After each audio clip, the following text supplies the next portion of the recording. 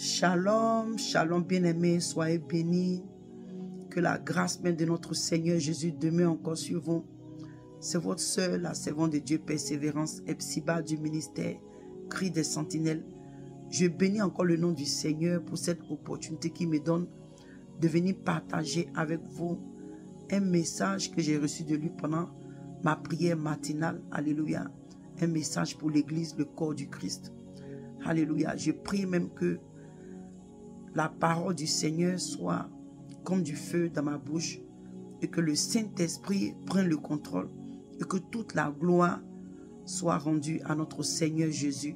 Et je prie que les cœurs soient touchés, les cœurs soient touchés afin de nous repentir, nous préparer pour l'avènement de notre Dieu au nom de Jésus. Amen. Seigneur, merci Père pour ce moment. Donne-moi Père de véhiculer ce message selon ta volonté. Saint-Esprit, je plaide avec toi. Seigneur, merci pour ce moment. Merci pour ce moment que toi-même tu bénis. Au nom de Jésus. Amen. Bien-aimé, avant d'arriver plus loin, j'aimerais t'interpeller sur quelque chose. Toi et moi, nous ne sommes pas étrangers à la venue de notre Seigneur. Nous ne sommes pas étrangers à l'enlèvement de l'Église.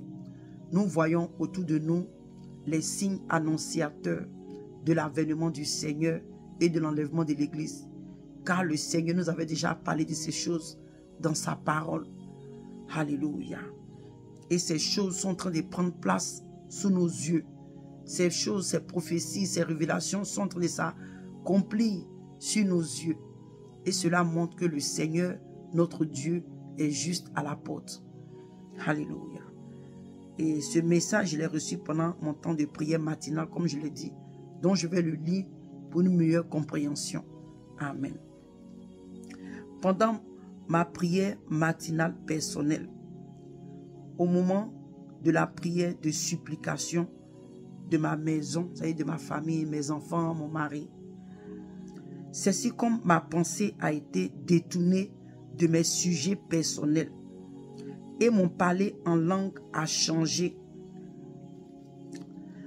Et je me suis retrouvé dans le règne de l'esprit, car je ne me sentais plus dans ma chambre et l'atmosphère de ma chambre avait changé. Et j'entends une voix me dire, les gens ne se préparent pas, les gens ne sont pas prêts. Si je viens maintenant chercher l'église, beaucoup ne sont pas prêts.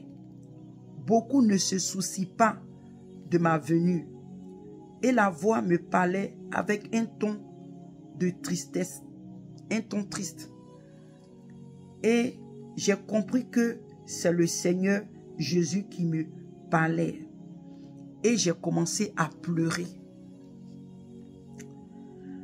Car j'ai compris en moi-même que c'est vrai, nous ne sommes pas prêts. Nous ne sommes pas réellement prêts pour la venue du Seigneur Jésus. Et il me dit, va et dis-leur de se préparer, car ma venue est imminente. Je parle, même personne ne prête attention. C'est le Seigneur qui continue de me parler. Il dit, je parle, même personne ne prête attention, car beaucoup seront surpris dans les grincements de dents. Et il dit, la porte de l'arche est encore ouverte. Ainsi parle le Seigneur de tous les âges. Et bien aimé, quand il a parlé comme ça, j'étais encore dans la prière. Je continuais à implorer la miséricorde de Dieu. Je continuais à implorer la miséricorde de Dieu. J'ai commencé à prier. Demander pardon à Dieu. Demander pardon à Dieu. Parce que je savais que c'est vrai, bien aimé. Que le Seigneur nous aide. J'ai continué à implorer la miséricorde de Dieu. Je pleurais, je continuais à implorer la miséricorde de Dieu. Je commençais à demander pardon. Commençais à demander pardon. Et il a continué encore à parler. Il dit, vous pensez que c'est en vain que j'ai dit que cette génération va expérimenter le temps de Noé. Plusieurs seront dans la distraction quand je viendrai prendre l'église. Et bien aimé, quand il a dit ça encore, je continue à demander encore pardon. Tout ce que je pouvais dire, Seigneur, aide-nous à nous préparer. Seigneur, aide-nous. Seigneur, j'ai commencé à demander pardon. Seigneur, miséricorde. Pardon, miséricorde. Et il a dit, et il a continué à parler encore. Et avec toute cette détresse qui arrive sur la terre, personne ne pourra surmonter sans moi, le Seigneur Dieu. Il dit, ce n'est que par moi que le faible est fort. Accrochez-vous à moi et faites ma volonté. Bien-aimé, c'est que à chaque fois quand il finit de parler, je continue à demander pardon, miséricorde, miséricorde, miséricorde. Seigneur, prends pitié. Et il a continué encore à parler, il dit, ce monde dans lequel vous êtes, il vous prépare que des pleurs et des grincements de dents à la fin des temps. Ah, bien-aimé, je continue. Bien-aimé, tout ce que je demandais, c'était pardon. C'était pardon. C'était pardon. Et il a continué à parler, il dit, vous allez regretter amèrement tout le temps que vous avez perdu dans la vanité. Tout le temps vous avez perdu à courir après la vanité. Bien-aimé, et j'ai commencé encore à demander pardon. Seigneur, pardon, prends pitié. Seigneur, prends pitié.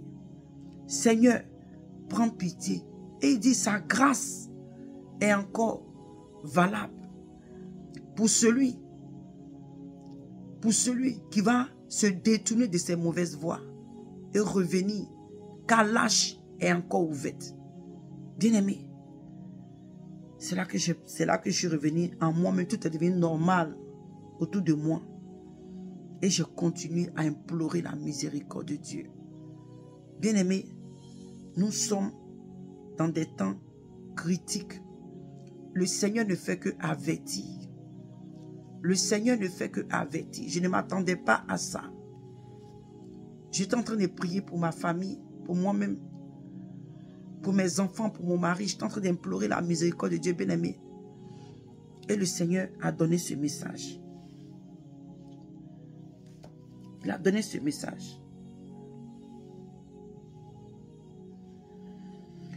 Bien-aimé, dans le livre de Joël, dans le livre de Luc 18, à partir du verset 14, il dit,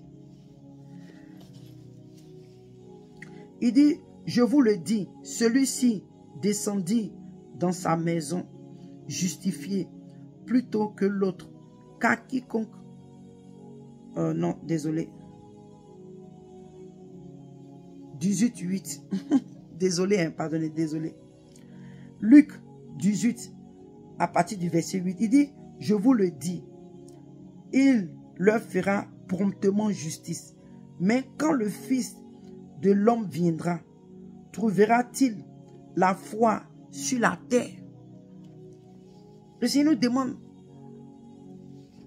à sa venue, quand il viendra chercher l'église, est-ce qu'il va trouver encore la foi? Est-ce qu'il va nous trouver actifs? Est-ce qu'il va nous trouver dans ses voies? Est-ce que le Seigneur Jésus va nous trouver en train de faire sa volonté, bien-aimée? Ça a été un moment, bien-aimé, ça a été un moment vraiment. Il dit que quand le Fils de l'homme, quand le Seigneur va venir, est-ce qu'il va te trouver dans sa maison? Est-ce qu'il va te trouver à ton poste? Est-ce qu'il va me trouver à mon poste? Est-ce qu'il va nous trouver en train de faire la volonté de Dieu, en train de faire l'œuvre de Dieu? Est-ce que le Seigneur va nous trouver en train de travailler sur notre salut avec crainte et tremblement? Est-ce que le Seigneur va nous trouver en train de nous sanctifier corps, âme et esprit? Bien-aimés, que le Seigneur nous aide. La parole de Dieu nous dit dans le livre de 2 Pierre 3, verset 10. Il dit, le jour du Seigneur viendra comme un voleur. En ce jour, les cieux passeront avec fracas, les éléments embrassés se doucidront, et la terre, avec les œuvres qu'elle renferme, sera consumée. Sera consumée, bien-aimé.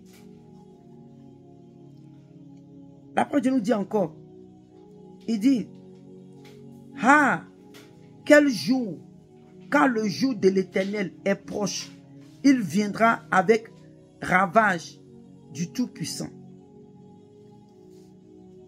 Du Tout-Puissant. On va encore lire. Il dit, sonnez de la trompette en Sion, faites-la retentir sur les montagnes saintes, que tous les habitants du pays tremblent, car le jour de l'Éternel vient, car il est proche. Bien-aimé, je suis en train de lire tous ces passages-là pour que tu comprennes que vraiment le Seigneur est en train de nous avertir, qu'il est là, il est à la porte.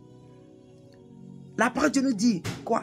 Que quand le Seigneur va venir, les gens seront encore distraits, comme il a dit. Les gens vont se marier et ils vont marier leurs enfants. Les gens seront occupés à faire des choses outre à se préparer pour l'enlèvement de l'église.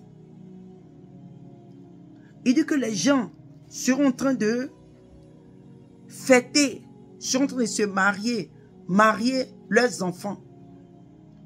Ils ne vont pas s'en rendre compte jusqu'à ce que Noé et sa famille soient rentrés dans l'arche, jusqu'à ce que l'arche soit fermée. C'est ce que la parole de Dieu nous a dit. Et c'est ce qu'elle continue de nous dire. C'est ce que le Seigneur continue de nous dire quand il nous visite. C'est ce qu'il nous dit. Que cette génération, nous allons expérimenter les temps de Noé. Est-ce que nous sommes réellement prêts? Est-ce que nous sommes réellement prêts, bien-aimés?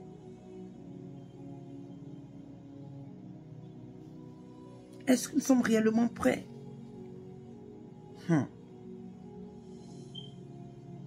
Dans le livre d'Apocalypse,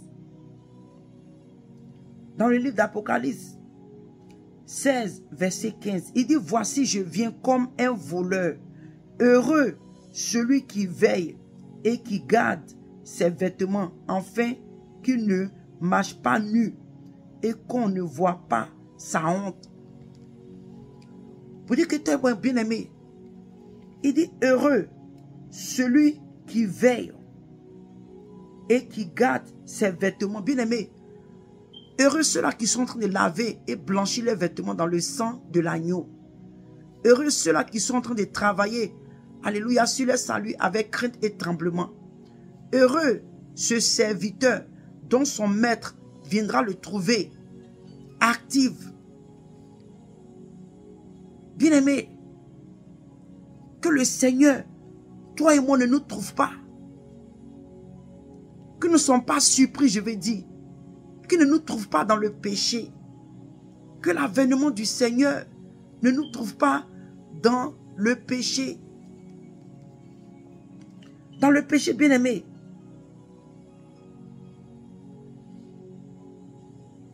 Parce que, bien-aimé, effectivement, le jour du Seigneur arrive. Arrive.